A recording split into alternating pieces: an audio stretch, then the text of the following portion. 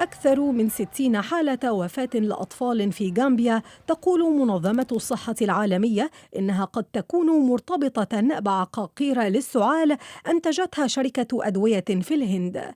مسؤولو المنظمة أعلنوا عن تحديد 4 علامات تجارية للعقار، قائلين إن الشركة المصنعة لم توفر ضمانات بخصوص معايير السلامة المتبعة، وإن تحقيقاً سيتم في الأمر.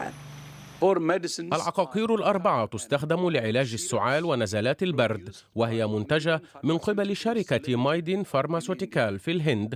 تجري منظمة الصحة العالمية مزيدا من التحقيقات مع الشركة والسلطات المنظمة في الهند. شركة مايدن فارماسيوتيكال المصنعة للدواء قالت بدورها إنها تحاول معرفة تفاصيل أكثر عن الواقعة مع الجهة المشترية في غامبيا. ويشير أطباء إلى أن أعراض الإصابة الناجمة عن تناول الشراب تشمل الصداع والتغير في الحالة الذهنية والآلام في المعدة والتقيؤ والإسهال وعدم القدرة على التبول، ما قد يؤدي إلى إصابة حادة في الكلى.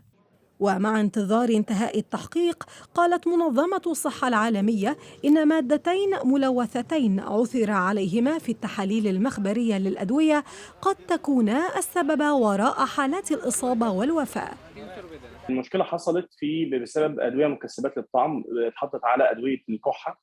المادتين هما الداي ايثايلين جليسرول والايثايلين جليسرول، وهما مادتين بيستخدموا يعني عاده من اجل تحسين طعم او الفليفر بتاع الدواء الكحه، لان هي في الغالب ادويه الكحه طعمها غير مستساغ، ولكن تكون بكميات قليله جدا ولها نسب معينه.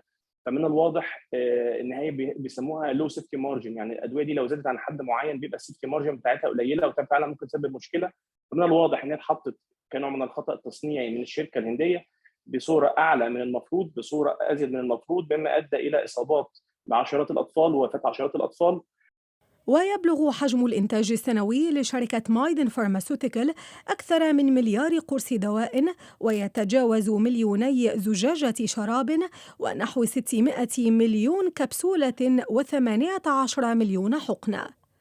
وتصدر الشركة منتجاتها الدوائية إلى دول في كل من آسيا وإفريقيا وأمريكا اللاتينية.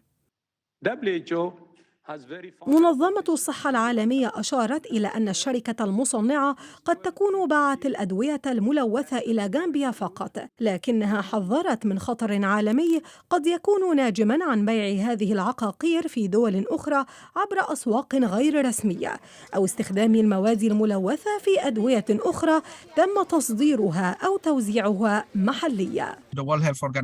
منظمة الصحة العالمية تقوم بإشراك المؤسسات المعنية في اتخاذ كافة الإجراءات اللازمة لسحب هذه المنتجات من الأسواق في كل البلدان، مستندة إلى أنظمة موجودة بالفعل. وإلى أن تعلن النتائج النهائية للتحقيقات في الأمر، لا يستبعد أن يؤثر ما يجري على صورة الهند كصيدلية العالم الفقير. إيثار شلبي، BBC.